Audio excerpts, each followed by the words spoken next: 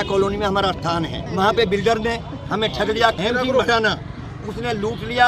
पानी देंगे, सड़कें देंगे, शिविर देंगे, वहाँ पे मतलब पहरे वाले देंगे, हर चीज़ की सुविधा दे के हमसे पैसा लेकर ठग गया।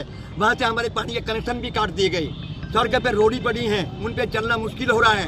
उधर कॉलोनी में पानी भर के हेजा हो गया। लोग ये वीसी का पुतला फूककर आए ने, झूठे वादे जो हमसे किए हैं, और पुतला फूकेंगे नहीं तो हमारी गैर आगे चलो और वहाँ काम जोड़ो। इनके और बिल्डर के बीच विवाद है इस बात का कि बिल्डर का कहना है कि अनुरक्षण शुल्क उनके द्वारा जमा नहीं किया गया, जबकि इनका कहना है कि बिल्डर ने कैंप लगा कर के अनुरक्षण शुल्क वसूलने के बाद भी सुविधा नहीं दी।